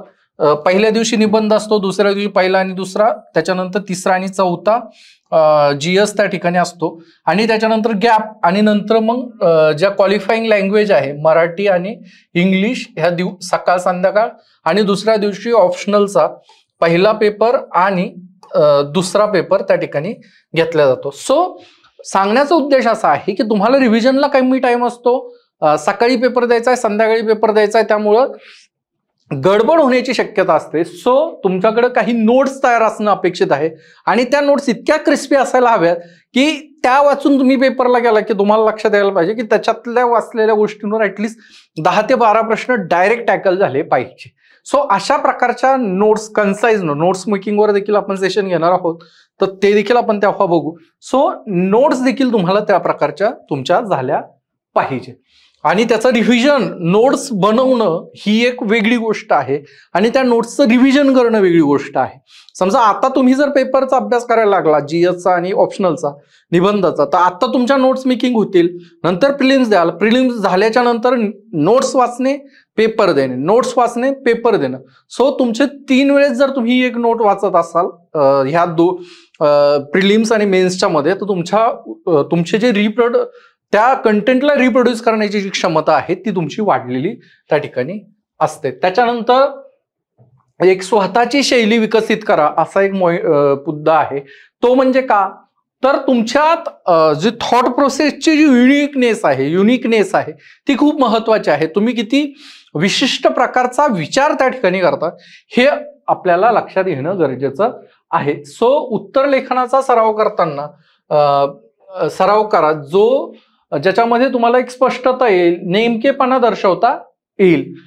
म्हणजे तुम्हाला तुमच्या शैलीमध्ये अशा गोष्टी इन्क्लूड करायच्या आहे की ज्याच्यामध्ये तुमच्या उत्तरामध्ये स्पष्टता असेल, नेमकेपणा असेल आणि इफेक्टिव्हनेस असेल, की ज्याच्यातनं तुम्हाला ह्या सगळ्या गोष्टी लक्षात येणार आहेत. त्याच्यानंतर त्वरित परिपूर्णतेच्या मागे न लागता हळूहळू प्रगतीवर लक्ष द्या. म्हणजे तुम्ही जर म्हणाल की मी आता बसतो आणि निबंध डायरेक्ट 1200 शब्दाचा लिहितो, तर असं होणं शक्य नाही. तुम्हाला ह्या गोष्टी हळूहळू बघणं गरजेचं आहे, हळूहळू तुमच्या लक्षात येणं गरजेचं आहे की आपण हे कसं करू शकतो, ह्याच्यात नेमकं काय करू शकतो. ह्या सगळ्या गोष्टी तुम्ही लक्षात घ्या. आणि तुम्ही ही टाइम कन्झ्युमिंग प्रोसेस आहे, त्यामुळं आपण जनरली हताश होऊन जातो. थोडासा प्रयत्न करतो मग हताश होऊन जातो. तर हताश होऊ नका, खूप जास्त असा विचार करा, खूप जास्त अभ्यास करा, आणि त्यातनं मग तुमच्या लक्षात येईल की हा ठीक आहे, जे होतंय ते होतंय, परंतु मी एक थोडासा अभ्यास आणखीन वाढवल, आणखीन प्रयत्न करेल, आणि मी आयडियल उत्तरापर्यंत पोहोचण्याचा प्रयत्न करेल. ह्याच्यात अर्थातच तुमचे परिश्रम जास्त आहे, तुमचा जास्त वेळ लागणार आहे, आणि तुम्हाला जास्तीत जास्त सराव करणं देखील त्या ठिकाणी आवश्यक आहे. आता ह्याच्यानंतर काही जनरल प्रश्न आहेत, त्या प्रश्नांची उत्तर आपण बघूयात, आणि त्याच्यानंतर हे लेक्चर थांबूयात, ही चर्चा आपण या ठिकाणी थांबूयात. पहिलं आहे की उत्तर कसं तपासावं. आता हे मी सुरुवातीला सांगितलं होतं की तुम्ही म्हणाल सर आम्ही तर विद्यार्थी आहोत, आम्हाला काय घेणं आहे की कसं उत्तर तपासतात.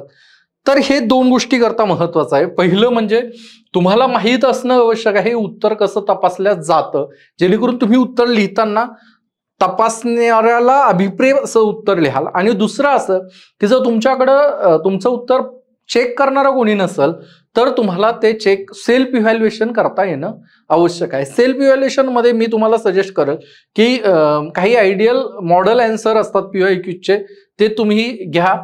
त्यातला एक प्रश्न उचलायचा ज्याचा तुम्ही अभ्यास केलेला आहे आठवडाभर, त्यातले 2-3 प्रश्न स्वतःच लिहून घ्यायचे, त्या प्रश्नाचे उत्तरं लिहायचे आणि ते मॉडेल आन्सर चेक करायचे आणि बघायचं की तुमचं किती, म्हणजे तुम्ही वर्ड टू वर्ड चेक करू नका, त्यातले काही मुद्दे जे आहेत ते मुद्दे तुम्ही इन्क्लूड केलेले आहेत का, की तुमचं खूपच काही सगळे मुद्दे सोडून जात आहेत, की तुम्हाला काहीतरी त्या मॉडेल आन्सरमध्ये काहीतरी वेगळं सांगितलं आणि तुम्ही काहीतरी वेगळंच लिहिलं, असं होत नाहीये ना.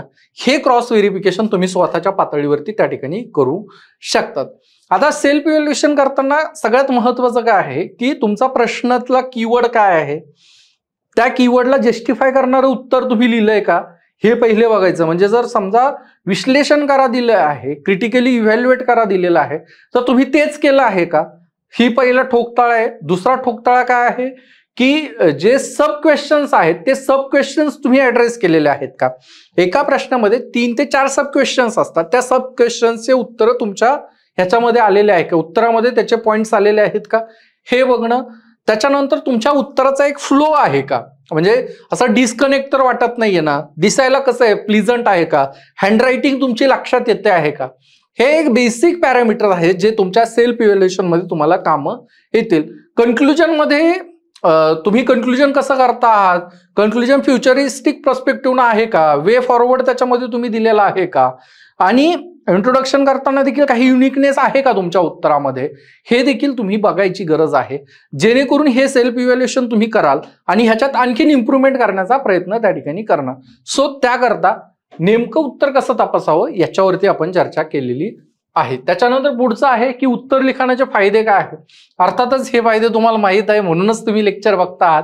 तर उत्तर लिखाणाचे फायदे असे आहेत की एकतर तुमचा सराव होतो, एक्झाम हॉल मध्ये जाऊन पेपर लिहिण्याची भीती कमी होते, तुमचे जे काही चुका आहेत त्या चुका तुमच्या वेळेवर रेक्टिफाय होतात, त्या चुका तुम्ही एक्झाम हॉलमध्ये करणार नाहीत अशी एक परिस्थिती निर्माण होते आणि तुम्ही जितक्या कमीत कमी चुका करतात तितक्या जास्तीत जास्त तुमचे चान्सेस वाढतात सिलेक्ट होण्याचे. सो एकंदरीत लिखाणाचा शेवटचा उद्देश सगळ्यांचा एकच आहे की तुम्हाला जास्तीत जास्त गुण घ्यायचे आहेत आणि काय व्हायचंय, पास व्हायचं आहे. सो उत्तर लिखाण आन्सर रायटिंगची प्रॅक्टिस करणं हे त्याकरिता महत्वाचं आहे की तुमच्याकडनं तुम्हाला फायनल पोस्ट मिळणं गरजेचं आहे आणि त्याच्या सोबतचे जे फायदे आहेत ते मी तुम्हाला ऑलरेडी सांगितलेले आहेत. त्यानंतर उत्तर लिखाण सराव आणि प्रत्यक्ष परीक्षा यातील संबंध काय. आता मी हे तुम्हाला सांगू शकतो कारण मी प्रत्यक्ष एक्झाम हॉलमध्ये पेपर लिहून आलेलो आहे आणि आन्सर रायटिंगची प्रॅक्टिस देखील केलेली आहे. तर याच्यामध्ये एक संबंध नक्की मी तुम्हाला सांगू शकतो की उत्तर लिखाणाचा खूप बेनिफिट तुम्हाला एक्झाम हॉलमध्ये पेपर लिहिताना होऊ शकतो.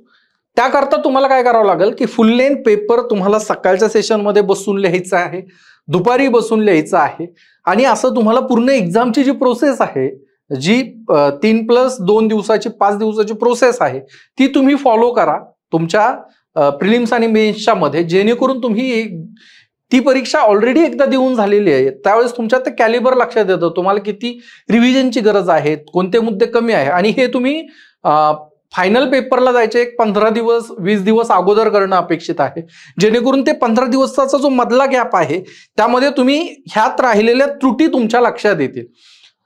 परीक्षामध्ये तुम्ही ज्यावेळेस उत्तर लिहिताना त्यावेळेस बऱ्यापैकी वेळेस तुमच्या लक्षात येतं की प्रश्न रिपीट होणं अपेक्षित नाहीये, तुम्ही ती अपेक्षा करणंही चुकीचं आहे, परंतु तुम्हाला ती फ्रेमवर्क रिपीट वाटते, त्या फ्रेमवर्कवर तुम्ही ऑलरेडी परीक्षा तिथं आन्सर रायटिंग करताना त्याचा विचार केलेला असतो आणि त्याचा एक फायदा तुम्हाला असा होतो की तुम्हाला फास्टमध्ये उत्तर लिहिता येतात, तुम्हाला काही फ्रेमवर्क्स तुमच्या डोक्यामध्ये ऑलरेडी असतात आणि तुमचा वेळ वाचतो, वेळ वाचून तुम्ही जास्तीत जास्त प्रश्न अटेम्प्ट करतात आणि जास्तीत जास्त गुण चांगले मिळण्याची शक्यता संभावते. त्यामुळे उत्तर लिखाण करणं गरजेचं आहे आणि त्या उत्तर लिखाण सरावाचा तुम्हाला फायनली देखील फायदा त्या ठिकाणी होतो आहे.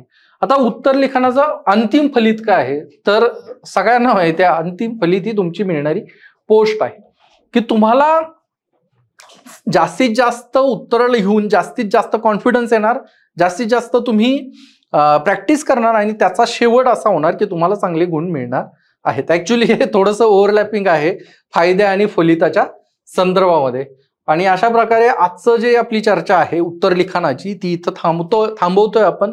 अर्थात याच्यामध्ये कोणत्या काही गोष्टी राहिलेल्या आहेत त्या म्हणजे निबंधाचं लेखन कसं करायचं त्याच्यावर आपण सेपरेट लेक्चर करणार.